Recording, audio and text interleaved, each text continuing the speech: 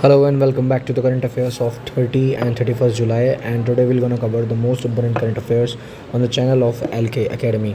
So guys, here's Mohit Sharma in front of you.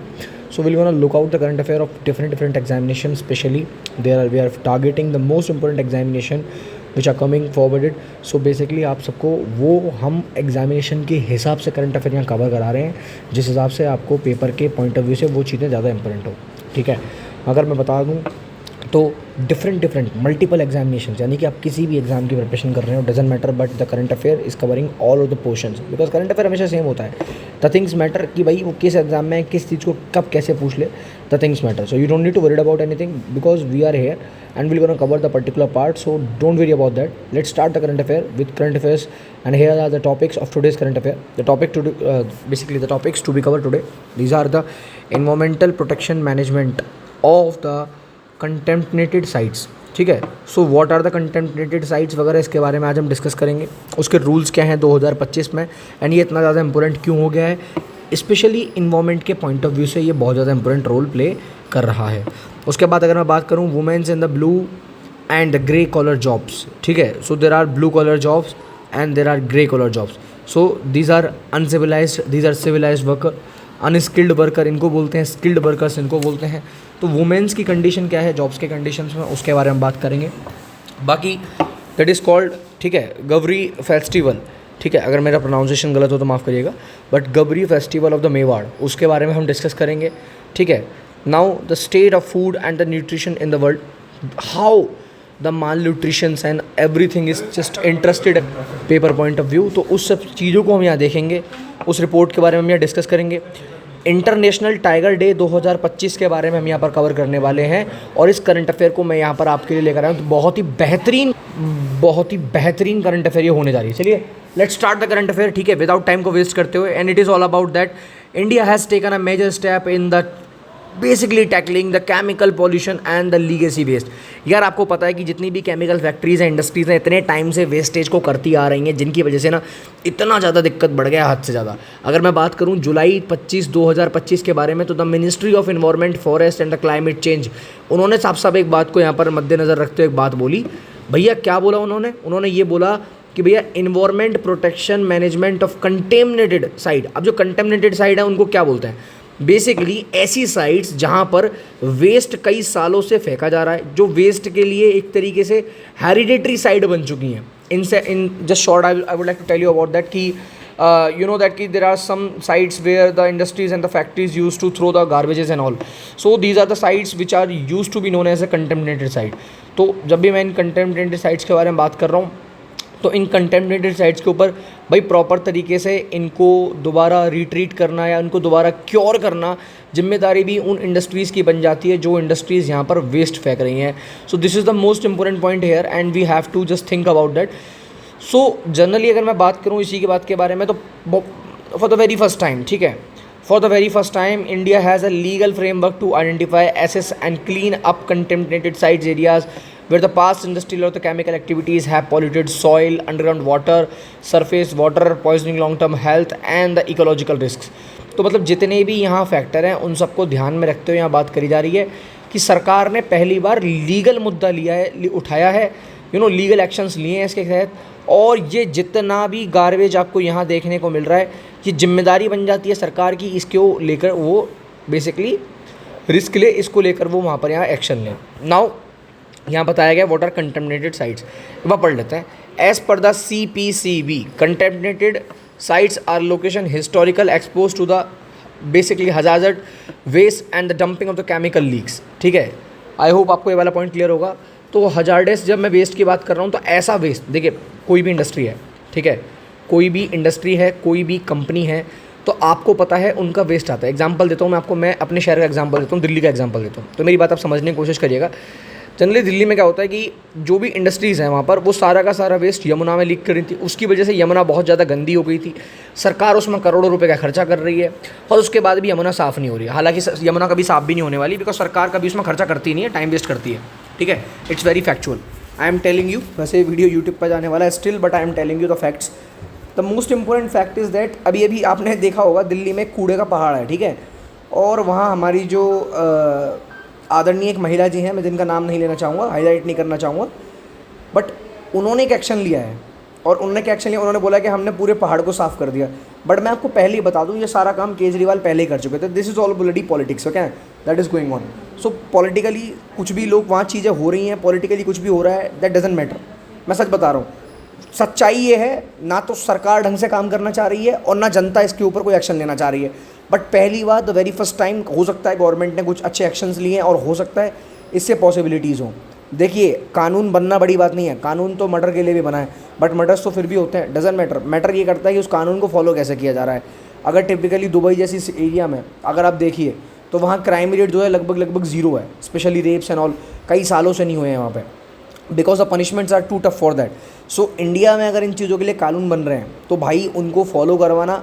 हमारे यहाँ scene क्या है कि रात को जेल होती है और सुबह बेल होती है, तो ऐसा सीन है। सो nobody just having a fear regarding that. So the typically example included the defendant industrial landfills, chemical spill of the storage sites. The most important thing क्या है भैया, जो फैक्ट्रीज अबंडेंट हैं, जिन्होंने सारा काम किया था, जिनकी वजह से हुआ है, आपको बता दूं टोटल 103 साइट आइडेंटिफाई हुई हैं जिन्होंने कचरा फैलाया अब तक भारत में, जिसमें से मात्र 7 साइट जो हैं वो रेमिडिएशन के लिए काम कर रही हैं। बाकी की जो साइट्स हैं वो मजे ले रही हैं। रीज़न क्या है, मज़े क्यों ले रही हैं? या तो मज़े ले रही हैं सच में, या बंद हो चुकी हैं, या वो दिवालिया निकल चुका है उनका। तो many polluters are defendant and financially incapable of clean up, यानी कि वो बैंक करप्ट हो चुके हैं, उनके पास पैसा ही नहीं है।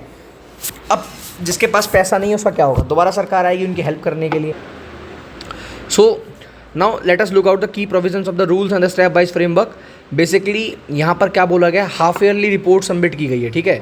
और वहाँ पर कुछ साइट ऐसी हैं जो सस्पेक्टेड साइट्स हैं, जिन पे कंटेमिनेटेड साइट्स का एक तरीके से they are just suspected as a contaminated site. अब उसके लिए सर्वे किया जाएगा। वो सर्वे कैसे होगा, ध्यान से देखिए। स्टेट पॉल्यूशन कंट्रोल बोर्ड है, इसने एक सर्वे को कैसे किया, दो पार्ट में, प्रिलिमिनरी असेसमेंट और डिटेल साइट सर्वे। प्रिलिमिनरी असेसमेंट में क्या होगा, बोर्ड और एजेंसी जाएगी, कंडक्ट इनिशियल सर्वे। अब वो चेक करेगी क्या इस साइट्स के अंदर कंटेमिनेटेड साइट जैसे कुछ हरकतें लग रही हैं।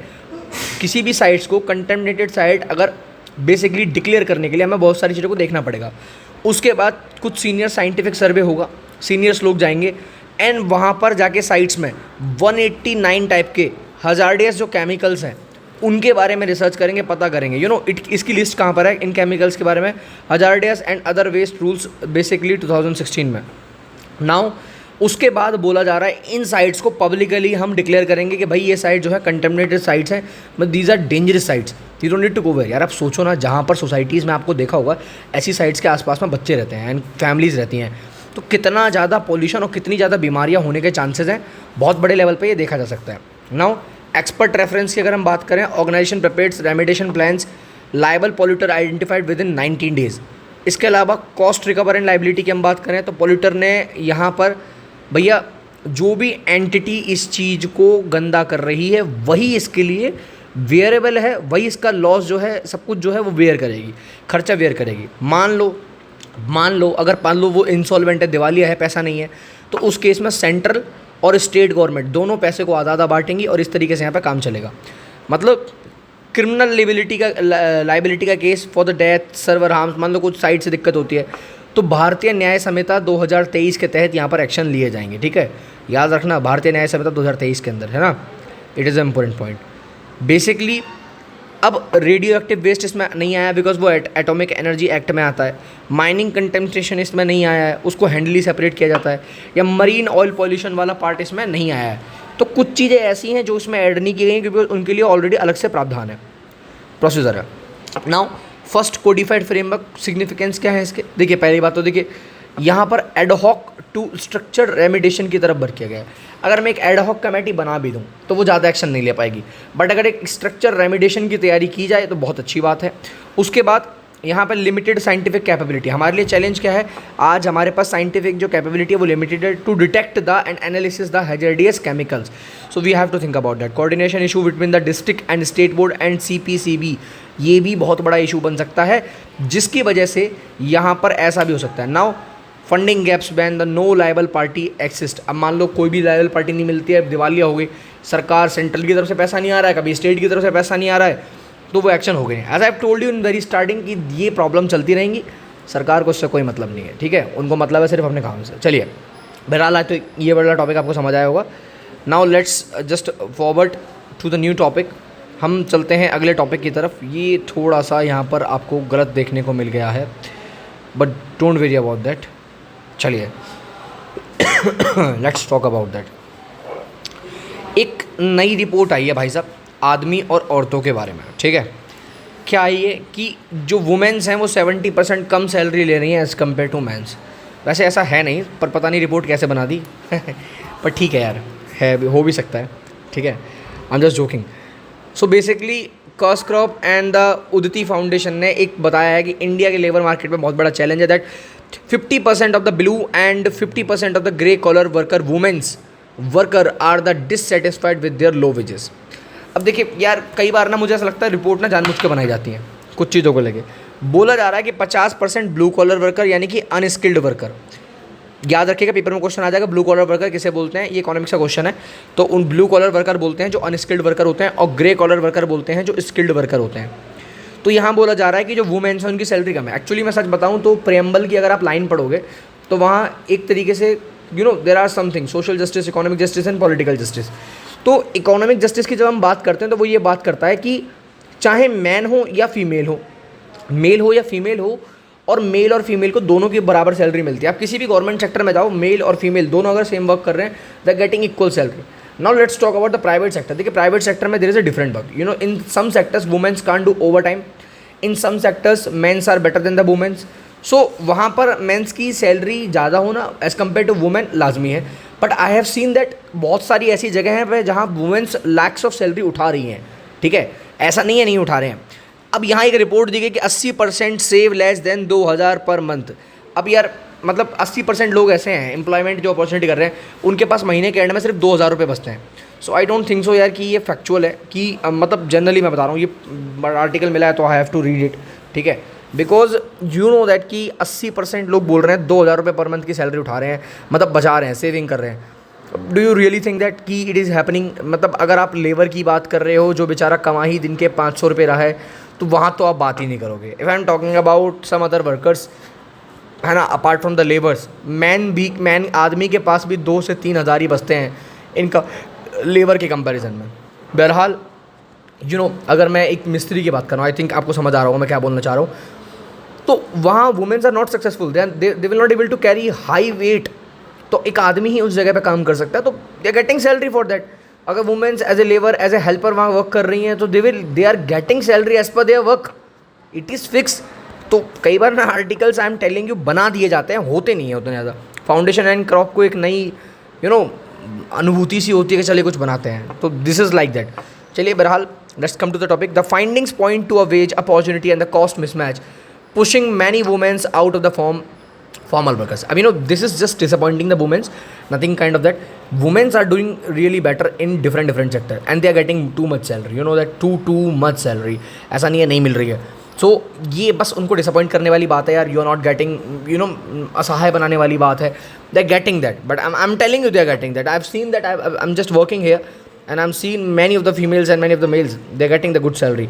Now living wage and the minimum wages की अगर हम बात करें, लिविंग वेज कैसे बोलते हैं, तो minimum income required to cover food, housing, clothing, health care, education and financial security, ये तो लिविंग वेज हो गया, ठीक है भैया।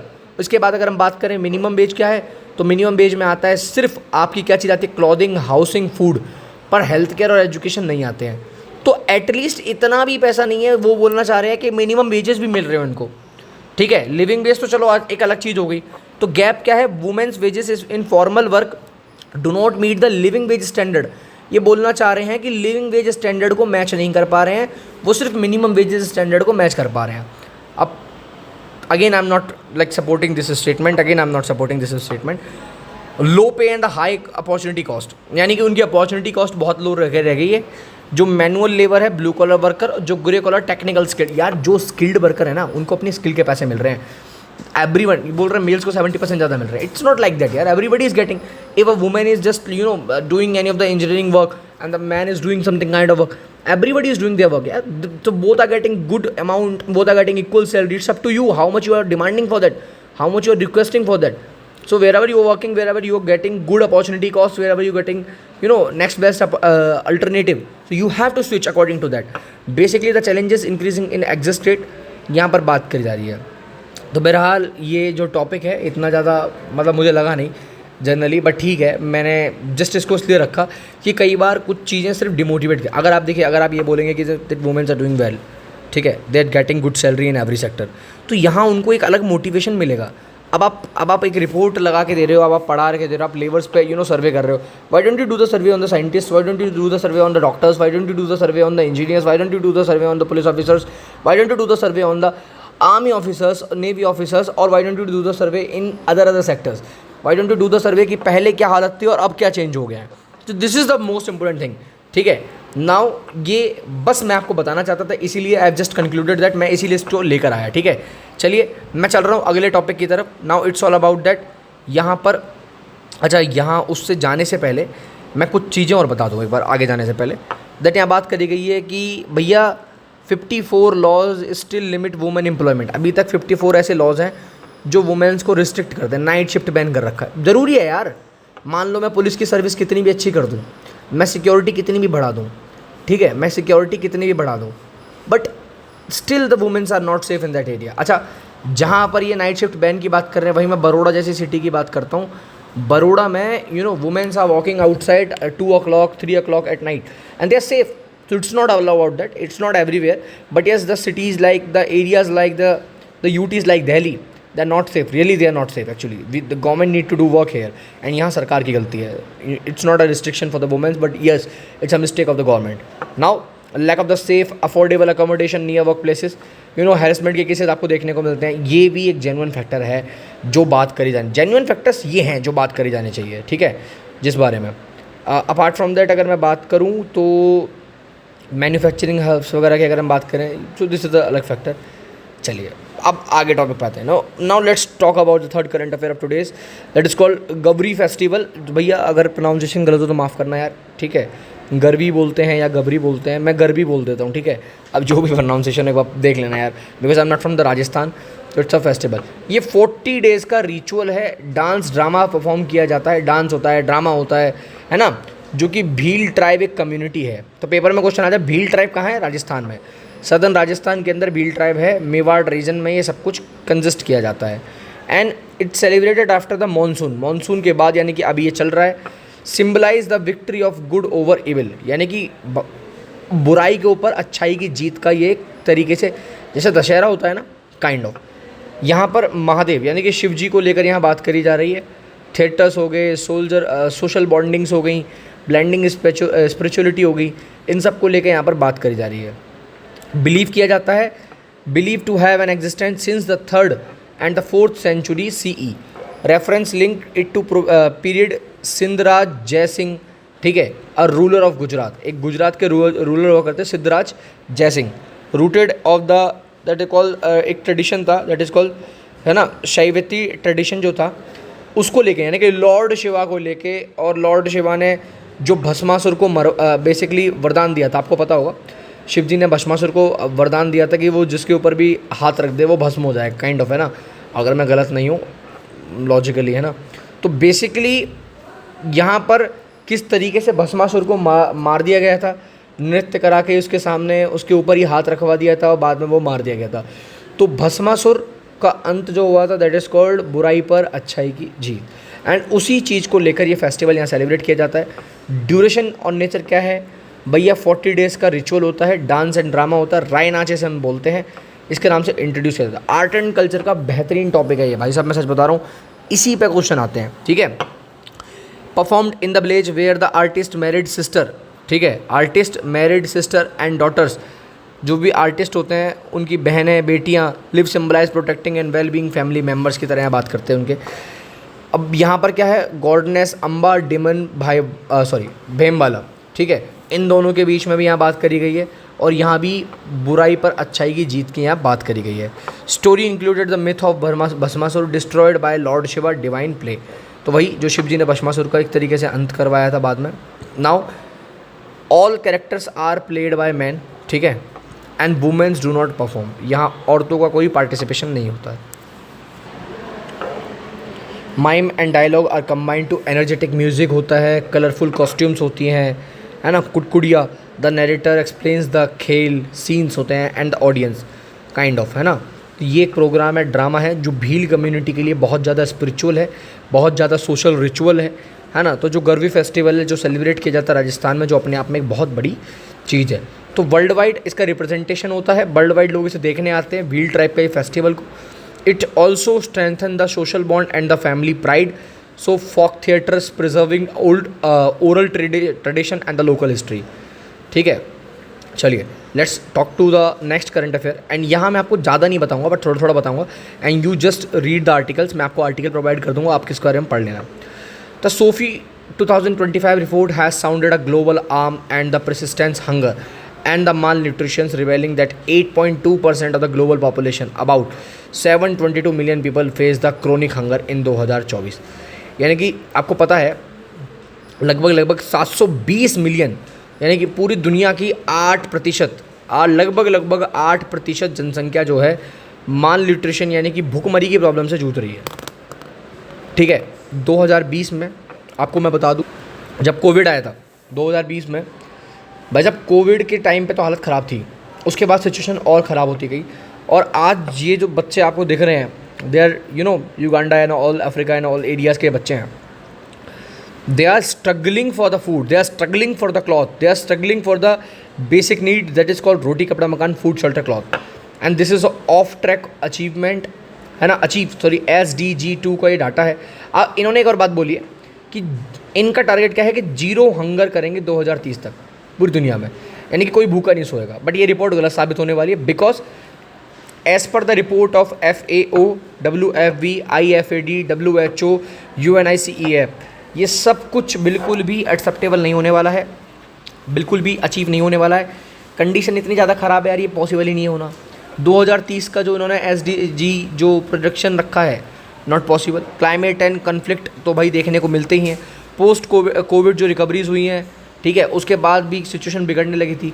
फूड अफोर्डेबिलिटी एंड इनइक्वलिटी में दिक्कत है। दूसरा, पूरे वर्ल्ड की 8.2% आप जनसंख्या को कैसे आप शांत करा सकते हो? It's all about that. तो hunger level remains higher than the pre pandemic level, अभी तक ज़्यादा है उससे भी। और reversing a decade of process, यानी कि कई सालों में, शायद ये कई दशकों में ये आपको देखने को सही मिलेगा। ओवर 20% ऑफ जो पॉपुलेशन है वो अननरिश्ड है, उनको खाना ही अच्छा नहीं मिल रहा है। 60% of global hunger by 2020 projected to host 60% of global, यानी कि बोल रहे हैं लगभग 60% हंगर जो है उसको तो ये 2030 तक ही निपटा देंगे। Nearly half of the world's food insecure population due to the population size. ठीक है, अब जो मैं खाना खा रहा हूँ, ठीक है, एग्जाम्पल, दैट्स नॉट गुड यार। मैं I am somewhere else and I have just went to the messes, जो मैस होती है ना, उन पर गया, and I have seen that कि the food quality is not good. Even not good छोड़ो, उसे यार कोई जानवर नहीं खाएगा, ऐसा खाना था बहुत जगह पे। But at the end I am talking about outside, I am not talking about any institute and any of the thing. I am talking about कि भाई मैं आउटसाइड विजिट करने गया, देन आई सीन दैट।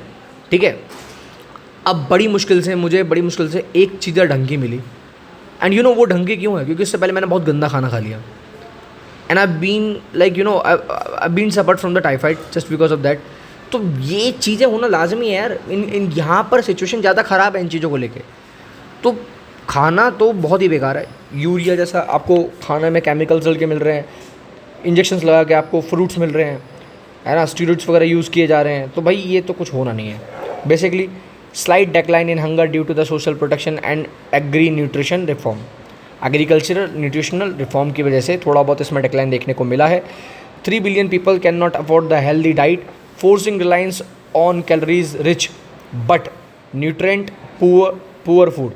अब basically मैं जब बात करूँ ड्राइवर्स ऑफ हंगर्स की, कन्फ्लिक्ट एंड वॉर की, तो यहाँ देखने को मिला है कि सप्लाई चेन, फूड एसेस, इन सब में बहुत सारी चीज़ें देखने को मिली है।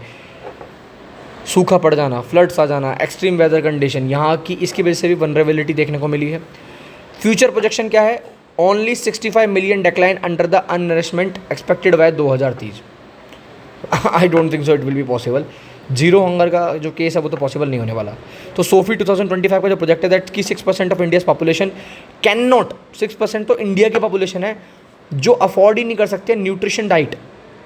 ठीक है, सो this is all about rural urban debate की अगर मैं बात करूँ तो ये देखिए आप, ये पूरा डाटा यहाँ पर मैंने दे रखा है कि पॉजिटिव डेवलपमेंट क्या, ग्लोबल हंगर डिक्लाइन हुआ 8.7% 2022 के कंपैरिजन में, 2024 में अब ये 8.7%, पहले था ग्लोबल हंगर 8.7%, 2024 में कितना हुआ 8.2%। तो ये तो कम होने की जगह बढ़ता चला जा रहा है। तो पॉजिटिव डेवलपमेंट में ग्लोबल हंगर डिक्लाइन हुआ है, यहाँ पे पहले बोला 8.7%, अभी 8.2%। यहाँ पॉजिटिव डेवलपमेंट का जो सिनेरियो है वो इस केस के लिए नहीं है। But if I am talking about southern east Asian, decline नहीं है यहाँ पे। Southern east Asian Latin American so the replicable models for the hunger reduction, increase awareness of the diet quality and the nutrition of education. This is the good point. Multi agencies ने collaboration किया आपस में food response को लेके।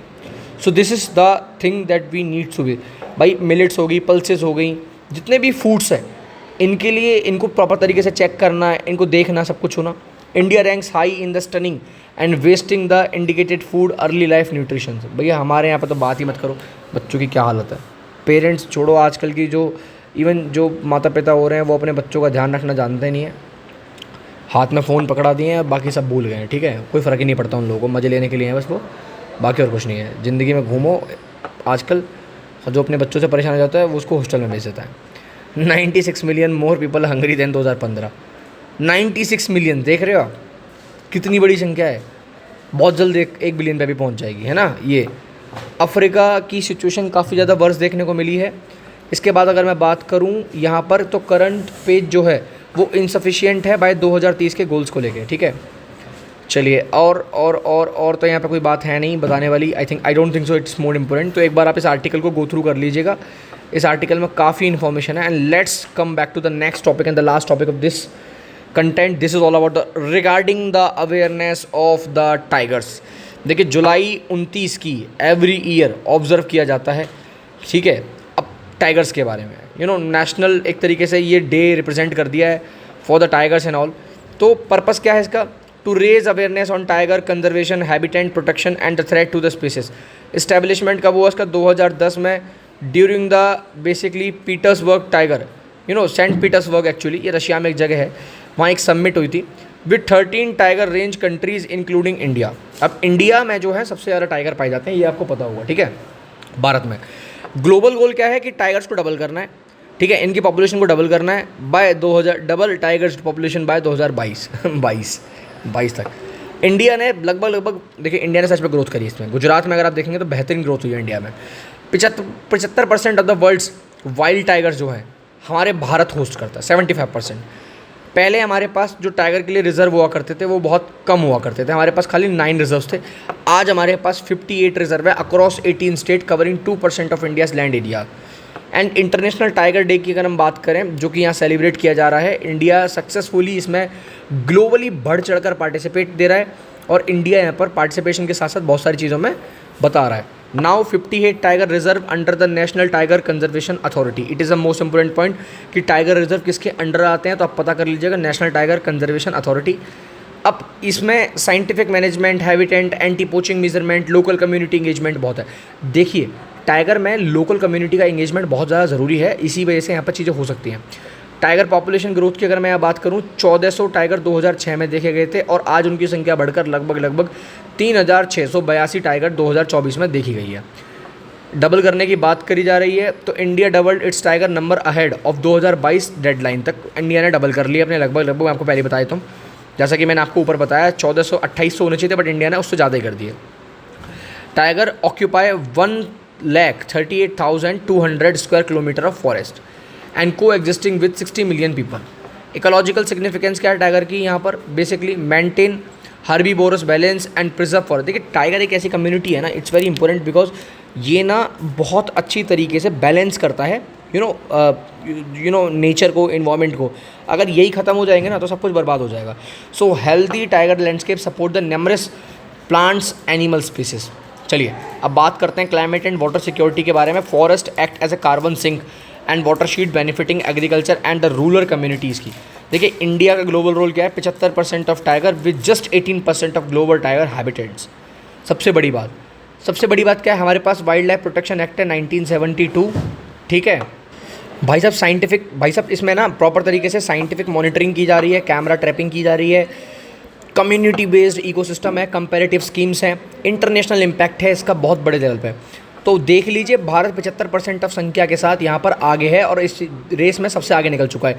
Science, policies, community, जो भी है, जो भी भारत स्टेप ले सकता है, जो भी स्ट्रेटजीज बना सकता है, वो सब कर रहा है। आई होप आपको आज का कंटेंट, आज की वीडियो पसंद आई होगी, ठीक है। So if you just like that तो फॉलो इट, ठीक है। Like the video and subscribe the channel. मिलेंगे नेक्स्ट वीडियो में, तब तक के लिए जय हिंद, वंदे मातरम।